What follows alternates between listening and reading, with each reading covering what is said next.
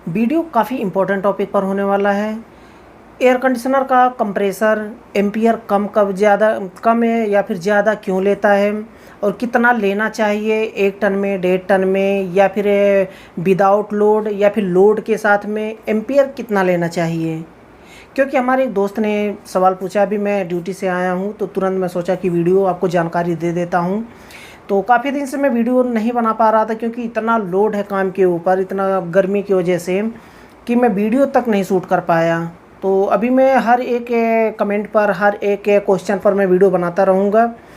तो काफ़ी दिनों से मैं वीडियो नहीं बना पाया हूँ। तो एम्पियर कम या फिर ज़्यादा क्यों लेता है, लोड पर कितना लेना चाहिए, विदाउट लोड कितना लेना चाहिए। हमारे दोस्त ने पूछा है कि एम्पियर मुकम्मल क्यों नहीं ले रहा है। मुकम्मल मतलब कंप्लीट, पूरा एम्पियर क्यों नहीं ले रहा है, जबकि 1.5 टन का कंप्रेसर कम से कम 9 एम्पियर से 11 एम्पियर तक लेना चाहिए।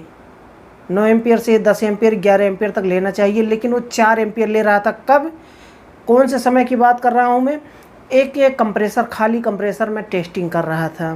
कंप्रेसर इंस्टॉल करने से पहले सऊदी अरब में कंप्रेसर को इंस्टॉल करने से पहले टेस्टिंग करना ज़रूरी होता है, क्योंकि ब्रेजिंग के बाद वापसी नहीं होता है। गारंटेड नहीं है यहाँ का कंप्रेसर, चाहे वो 20 टन का हो, 10 टन का हो, 5 टन का हो, 1 टन का हो, 1.5 टन का हो, 2 टन का हो। कोई भी कंप्रेसर अगर ब्रेजिंग के बाद आप रिटर्न करने गए, तुरंत अगर उसमें थोड़ा सा टाँका लगा दिए, रिटर्न करने गए, तो वापस नहीं होगा यहाँ पर सऊदी अरब में।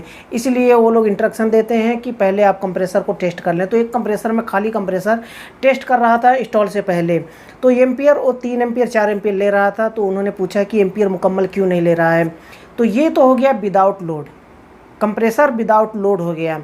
यानी कि विदाउट लोड एम्पियर कम लेता है। क्यों कम लेता है, इसके बारे में भी हम डिस्कस करेंगे, और रेफ्रिजरेंट के साथ में विदाउट लोड और लोड क्या होता है इसको भी समझ लीजिए। जितनी भी वीडियो मैं बनाता हूँ काफ़ी इम्पोर्टेंट, बहुत ही बारीकी से समझाने की कोशिश करता हूँ, ताकि जितने भी, क्योंकि हमारी वीडियो पे वही लोग आते हैं जिन्हें सीखना है, जो सीखना चाहते हैं वही हमारी वीडियो पर आते हैं, वही हमारी वीडियो को वॉच करते हैं। तो हमारा ये कर्तव्य होता है कि हम उन्हें अच्छे से सिखाएं, अच्छी जानकारी दें उन्हें, ये होता है।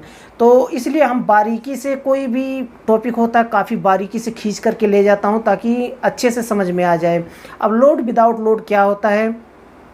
खाली कंप्रेसर यानी कि बाहर लगा हुआ है, कम एसी में नहीं लगा हुआ है, एयर कंडीशनर सिस्टम में नहीं लगा हुआ है, बाहर अगर आप चलाते हैं उसे, तो वो हो गया विदाउट लोड, बिना लोड के हो गया वो कंप्रेसर। लोड उसके ऊपर नहीं है। अब लोड कब आएगा उसके ऊपर, जब एयर कंडीशनर सिस्टम में इंस्टॉल कर देंगे तब भी लोड नहीं आएगा। लोड कब आएगा, जब कंप्लीट रेफ्रिजरेंट को हम चार्ज कर देंगे, तब होता है कि वो लोड के साथ होता है।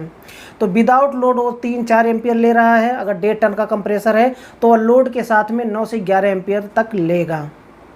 अब विदाउट लोड एम्पियर कम क्यों ले रहा है, क्योंकि उसके ऊपर कोई भी लोड नहीं है, रेफ्रिजरेंट को पंप नहीं कर रहा है, सक नहीं कर रहा है, खींच नहीं रहा है, ना तो डिस्चार्ज कर रहा है, इसलिए उसके ऊपर कोई भी लोड नहीं है और खाली कंप्रेसर चल रहा है।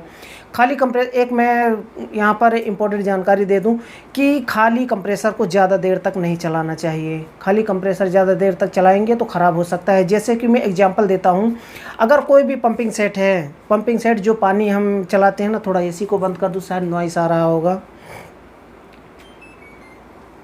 तो हमने एसी को बंद कर दिया।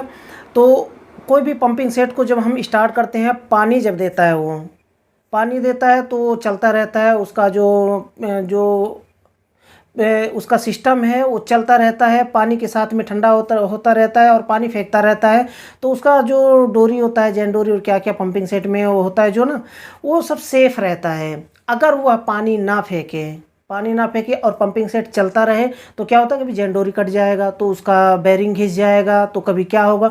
इसलिए खाली इंजन को भी नहीं चलाना चाहिए बिना पानी के, और कंप्रेसर को भी नहीं चलाना चाहिए विदाउट रेफ्रिजरेंट के। थोड़ा सा चेक कर लिया आपने, चेक कर लिया, हो गया, कोई बात नहीं, 1 मिनट 2 मिनट चला लिया आपने, ठीक है, लेकिन लगातार आपको नहीं चलाना है। हाँ, वर्कशॉप कंप्रेसर होता है, उसे चलने देते हैं, कोई बात नहीं है, क्योंकि वो एयर भरने के काम में आता है। तो वो डैमेज कंप्रेसर होता है, यानी कि खाली विदाउट लोड के आप बिना रेफ्रिजरेंट के चलाएंगे तो कंप्रेसर ख़राब हो जाएगा। वर्कशॉप कंप्रेसर में यूज करते हैं जो ना, वो भी ख़राब ही हो जाएगा। कुछ दिन चलेगा, उसके बाद वो ख़राब हो जाएगा, फिर उन्हें नया कंप्रेसर इंस्टॉल करना पड़ेगा। तो विदाउट लोड के रेफ्रिजरेटर कभी भी नहीं चलाना चाहिए। विदाउट लोड मतलब कि रेफ्रिजरेंट उसमें नहीं है, तो उसमें 3-4 एम्पीयर ले रहा है। अब हम लोड पर चलाएंगे, रेफ्रिजरेंट पूरा फुल्ली चार्ज करेंगे उसमें। अगर R22 है, रेफ्रिजरेंट के बारे में नहीं जानते हैं कि R22 का प्रेशर कितना होना चाहिए, स्टैंडिंग, रनिंग और डिस्चार्ज, तो आप हमारी नीचे डिस्क्रिप्शन में लिंक मिल जाएगा, वहाँ से क्लिक करके उस वीडियो को देख लीजिए और सीख लीजिए कि कौन से वर्ल्ड वाइड जितने भी रेफ्रिजरेंट यूज किए जाते हैं कितना प्रेशर होता है, स्टैंडिंग प्रेशर कितना होता है, सक्शन प्रेशर कितना होता है और डिस्चार्ज प्रेशर कितना होता है।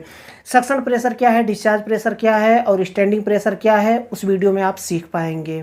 क्योंकि जो लोग नए आते हैं फील्ड में, उन्हें सीखना काफ़ी ज़रूरी होता है कि सक्शन और डिस्चार्ज और स्टैंडिंग प्रेशर क्या होता है। जब तक आप फील्ड में हैं, रेफ्रिजरेंट साइकिल के बारे में नहीं जानेंगे और कंप्रेसर का जो वायरिंग होता है उसके बारे में नहीं जानेंगे, कौन सा स्पेयर पार्ट, वायरिंग तो खैर पीछे छोड़ दीजिए, ये तो बहुत आगे चल के आपके काम में आएगा। लेकिन जब नए फील्ड में उतरते हैं तो आपको ये जानना ज़रूरी है कौन सा स्पेयर पार्ट कहाँ पे लगा हुआ है एयर कंडीशनर में, चाहे वो विंडो एसी हो, स्प्लिट एसी हो, इन्वर्टर, नॉन इन्वर्टर, कोई भी एयर कंडीशनर हो। सीखने से पहले आपको ये ज़रूरी है कि कौन सा स्पेयर पार्ट कहाँ पे लगा होता है। अगर ये आप जान जाते हैं तो आपको फॉल्ट को फाइंड आउट करने में काफ़ी ईजी हो जाता है। फॉल्ट को फाइंड आउट कैसे करेंगे, अगर आपको पता ही नहीं है कौन सा स्पेयर पार्ट कहाँ पे है। अगर कूलिंग नहीं दे रहा है, मानिए कि कूलिंग नहीं दे रहा है, सिंपल सा मैं एक एग्जांपल देता हूँ, कूलिंग नहीं दे रहा है, आप एयर कंडीशनर के सामने खड़े होकर के देखेंगे कूलिंग नहीं दे रहा है, तो आप क्या गैस करेंगे, क्या गैस करेंगे, या तो गैस नहीं है या तो कंप्रेसर नहीं चल रहा है। तो आपको ये जानना ज़रूरी है कि कंप्रेसर कहाँ पे लगा हुआ है। अगर स्प्लिट एसी है, इंडोर सिस्टम में कंप्रेसर लगा है या फिर आउटडोर में कंप्रेसर लगा है, या फिर कंप्रेसर क्या होता है, क्या काम करता है, वो कंप्रेसर का जो प्रोसेस होता है वो किस तरह से वर्क करता है। अगर ये आप नहीं जानेंगे तो फॉल्ट को फाइंड आउट नहीं कर पाएंगे। अब इस फॉल्ट को जैसे मैं एग्जांपल में दे देता हूँ कि कंप्रेसर नहीं चल रहा है या फिर गैस कम है। तो कंप्रेसर नहीं चल रहा है, या तो हो सकता है कि कैपेसिटर का थिम्बल लूज हो, कंप्रेसर का थिम्बल लूज हो, या फिर वायर कहीं कटा फिटा हो, या फिर वायर जल गया हो, कंप्रेसर जल गया हो। तो आप स्पेयर, अब देखिए यहाँ पर आ गया एक कैपेसिटर, कैपेसिटर को आप नहीं जानेंगे कैपेसिटर कहाँ पे लगा हुआ है तो कैसे फाइंड आउट करेंगे। इसलिए सबसे पहले ये जानना ज़रूरी है कि एयर कंडीशनर में स्पेयर पार्ट कहाँ पे लगे होते हैं। चलिए ये तो हम साइड में छोड़ देते हैं, इसके ऊपर काफ़ी डिटेल्स में वीडियो बना चुका हूँ, नीचे आपको डिस्क्रिप्शन में लिंक मिल जाएगा। हम बात करते हैं कि लोड के ऊपर। अब देखिए रेफ्रिजरेंट फुल्ली चार्ज कर देते हैं तो कंप्रेसर क्या होता है, सक करने लगता है, डिस्चार्ज करने लगता है, कंप्रेसर के ऊपर लोड बढ़ जाता है, क्योंकि 60 PSI का जो प्रेशर होता है उसे पंप करना और सक करना, उसके ऊपर लोड बढ़ जाता है, इसलिए एम्पियर बढ़ जाता है कंप्रेसर का। ये हो गया लोड के साथ में। रेफ्रिजरेंट जब फुल्ली चार्ज होता है तो कंप्रेसर का जो काम होता है वो बढ़ जाता है, काम करने की क्षमता बढ़ जाती है, उसे ज़्यादा मेहनत करना पड़ता है, यानी कि सक करना पड़ता है रेफ्रिजरेंट को और डिस्चार्ज करना पड़ता है। कहाँ तक, आउटडोर से लेकर के इंडोर सिस्टम तक और इंडोर से लेकर के वापस कंप्रेसर तक, उसे पूरा वर्क करना पड़ता है, पूरा उसे स्ट्रगल करना पड़ता है, संघर्ष करना पड़ता है कंप्रेसर को, इसलिए कंप्रेसर का एम्पियर जो है ना बढ़ जाता है। अब कंप्रेसर कितना लंबा पाइप लगा है, रेफ्रिजरेंट ज़्यादा है कम है, उसी हिसाब से एम्पियर भी लेगा। एम्पियर और रेफ्रिजरेंट के बारे में काफ़ी डिटेल्स में मैं वीडियो बना चुका हूँ, नीचे आपको डिस्क्रिप्शन में सारे लिंक मिल जाएंगे, वहाँ से क्लिक करके आप वीडियो को देख सकते हैं और सीख सकते हैं। तो ये छोटा सा वीडियो था, छोटी सी जानकारी थी। अब हर एक टॉपिक पर मैं वीडियो लेकर के आता रहूँगा, क्योंकि काफ़ी दिनों से मैं वीडियो ज़्यादा नहीं बना पा रहा था, काम के ऊपर काफ़ी लोड था। तो आगे से अब वीडियो मिलता रहेगा। जितने भी क्वेश्चन आपके मन में है, कुछ भी छोटा से छोटा डाउट आप मुझसे पूछ सकते हैं, मैं उसे काफ़ी डिटेल्स में मैं वीडियो बना करके दे दूंगा आपको, क्योंकि यही मेरा काम है, आपको सिखाना। आप कुछ भी पूछते हैं उसका जवाब देना, यही मेरा काम है। और आपसे हमें कुछ नहीं चाहिए, क्योंकि जो भी मिल रहा है मुझे गूगल की तरफ से मिल रहा है। गूगल का बहुत बहुत धन्यवाद। तो आपके सपोर्ट की वजह से मैं भी लाख पार कर गया हूँ, 100,000 में पार कर गया हूँ। आपका बहुत बहुत धन्यवाद। तो ये छोटा सा वीडियो था, छोटी सी जानकारी थी। अगर वीडियो पसंद आया तो वीडियो को लाइक जरूर कर दे। लास्ट में बताना चाहूँगा, चैनल को सब्सक्राइब नहीं किया तो चैनल को सब्सक्राइब कर ले और बेल आइकन को प्रेस करके ऑल, कि हमारे आने वाली न्यू वीडियो की नोटिफिकेशन आपको मिल पाए और वीडियो को देख पाएँ सबसे पहले।